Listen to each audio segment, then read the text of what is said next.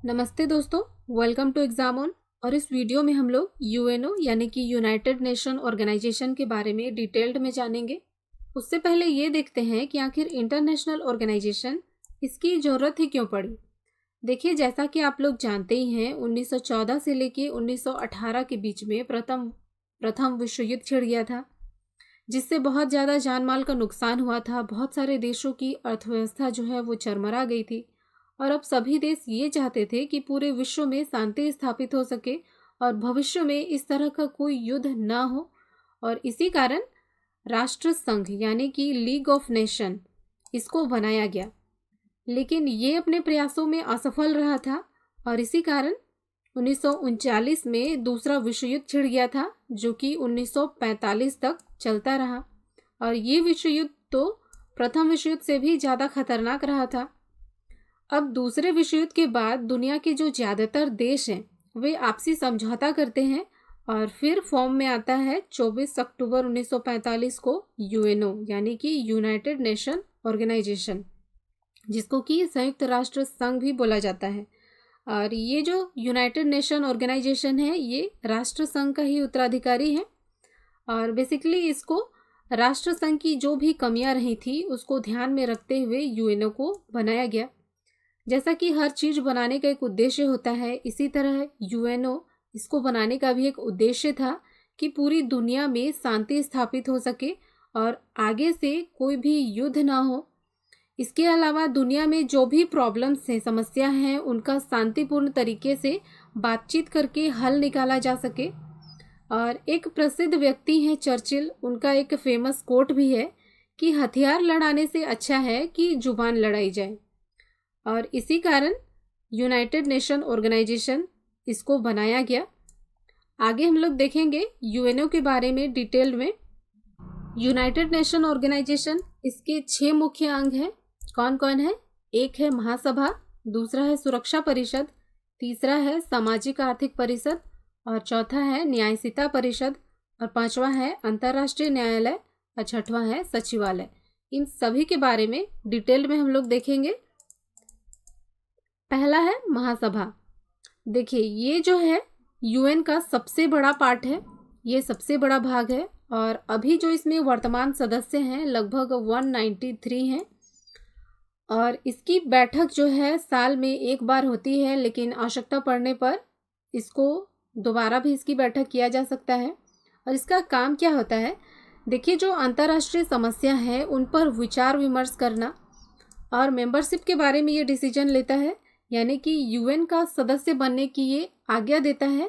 इसके अलावा कोई भी देश अगर यूएन का सदस्य है तो उसकी मेंबरशिप को ये खत्म भी कर सकता है। दूसरा है सुरक्षा परिषद, ये यूएन का दूसरा अंग है और इसका पहला काम ये है कि विश्व शांति को स्थापित करना।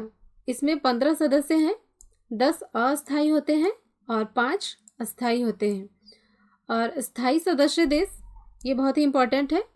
स्थायी सदस्य देशों में हैं अमेरिका, ब्रिटेन, फ्रांस, रूस और चीन। और इसके जो अस्थायी सदस्य देश हैं 10, इनका चुनाव 2 साल के लिए होता है, जबकि जो स्थायी सदस्य देश है ये पांचों हैं, ये हमेशा ही स्थायी सदस्य देश ही रहेंगे।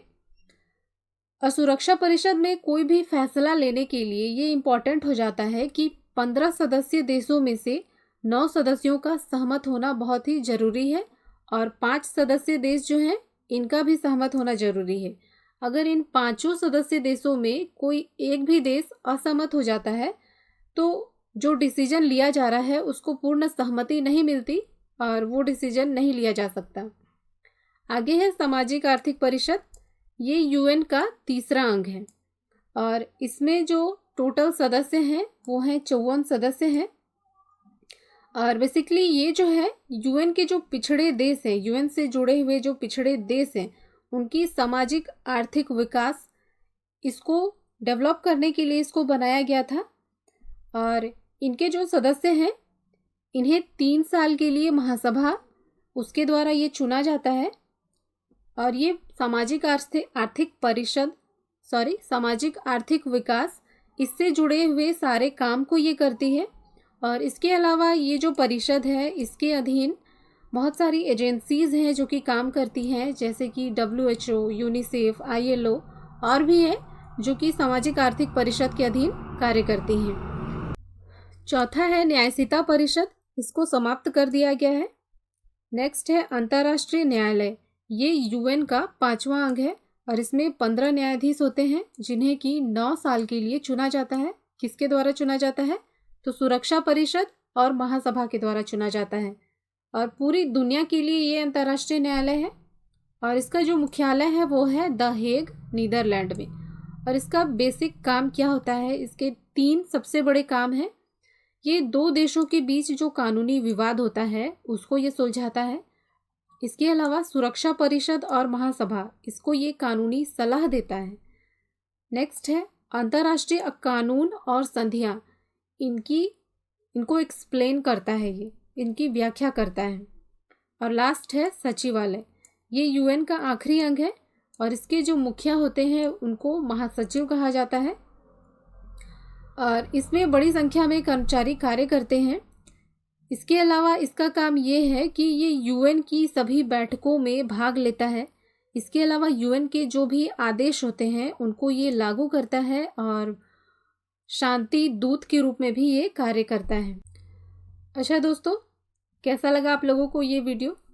आई होप आप लोगों को इससे बहुत ज़्यादा जानकारी हासिल हुई होगी और अगर आप लोगों को वीडियो पसंद आता है तो चैनल को सब्सक्राइब जरूर कीजिएगा और वीडियो को लाइक करना ना भूलिएगा। आगे हम लोग नेक्स्ट टॉपिक देखेंगे स्टैटिक GK का। तो आज के लिए इतना ही, देखते हैं। धन्यवाद।